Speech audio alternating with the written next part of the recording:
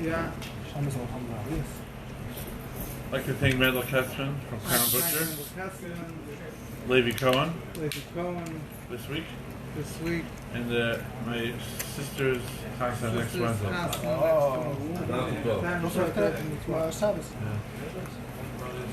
We're standing Shabbos, Erev Shabbos, Pashas Vayera, and it is also the week before Chav Kasha, the Rabbi Rasham's birthday in Knesset Shluchim.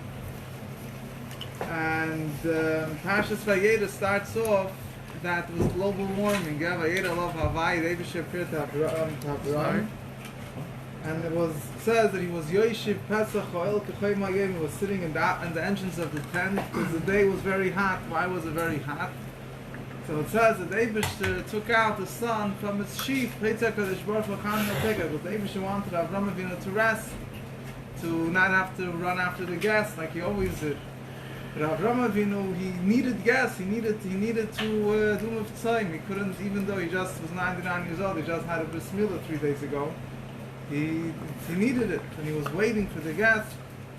And so the Eibishter sent 3 malachim, etc. As everyone knows the story.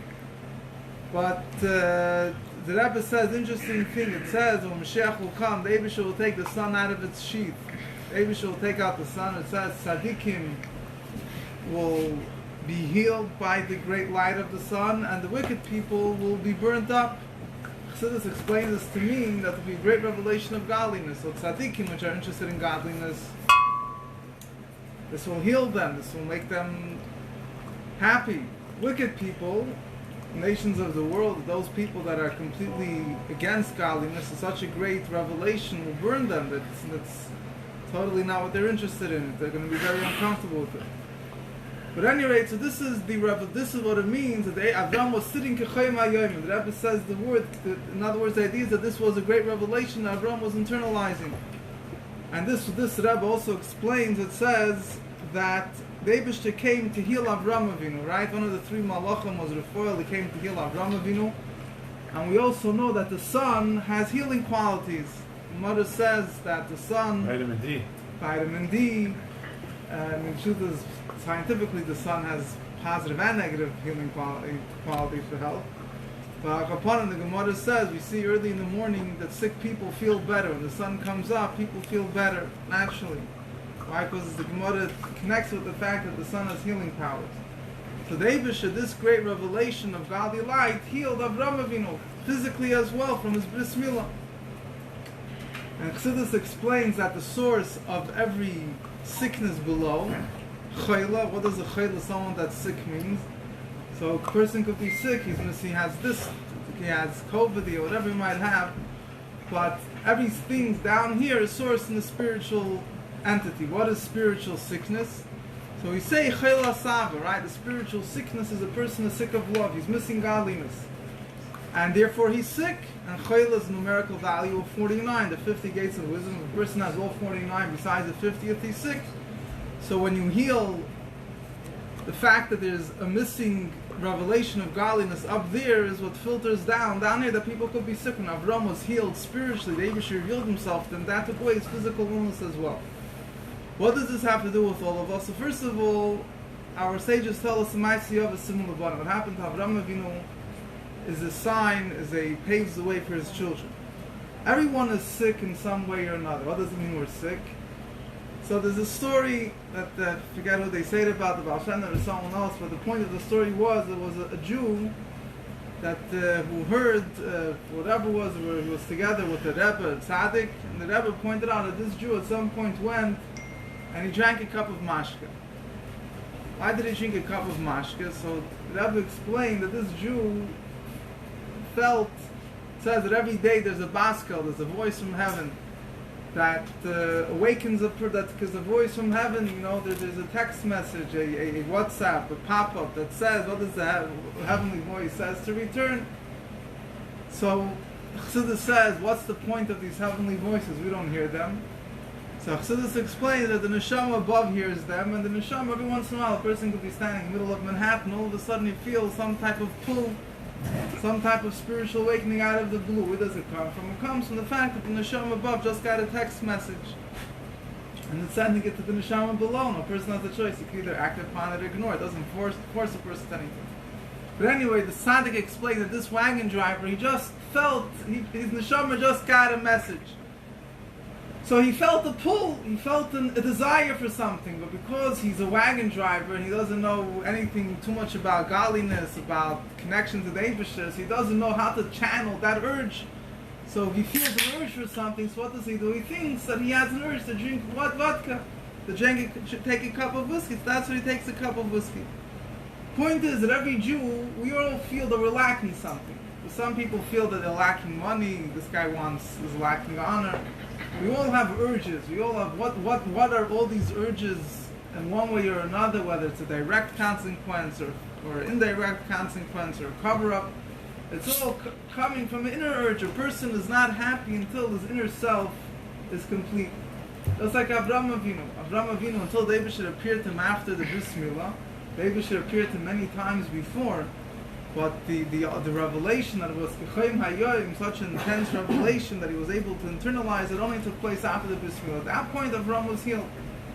So we have to realize in life, when a person feels a void, a lack, instead of filling up the void with, all physical desires that just,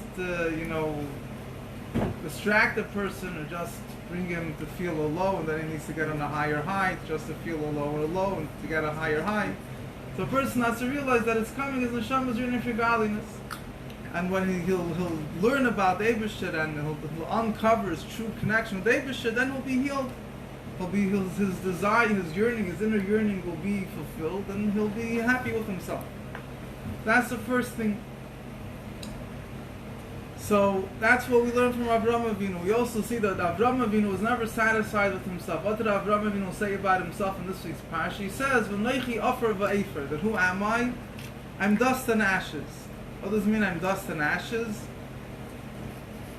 So it simply means that I was ready to become dust. I was about to be killed by in the war that he fought with the 4 kings, and was about to be burned by Nimrod. But Chassidus explains that there's 2 types of people that give charity. 2 types of people that are kind. There's Avram and Yishmael. Yishmael was Avram's son. And until today, there's certain Arabs, most Arabs don't come from Yishmael, but those that do come from Yishmael, there's still a tendency about them, this charity and hospitality. It's something which made its way down into the generation. But there's a very fundamental difference between them. So how come they kill us? How come they kill us? You'll see in a second. Like all brothers and cousins. Like all brothers and cousins. Good. But he didn't kill you, the strange. So the difference is Yishmael is chesed eklipi. Yishmael gives because it inflates his ego when he gives. Like they say that somebody that the klip of Yishmael is that if you need him, you need his kindness, you need his hospitality, he'll give it to you. The second you don't need his kindness, he'll take out a sword and kill the person. Why? Because it's to show his ego. So the word is if it's to show his ego, so therefore a person makes the calculation, how much do I need? If I have any extra, I'll give it to the poor. Avraham Avinu's mode of giving was that he felt whatever he got from the Eibusher he didn't deserve. He didn't deserve. The Pasuk says this week that Avraham Avinu teaches his family Lasit Stako Mishpat.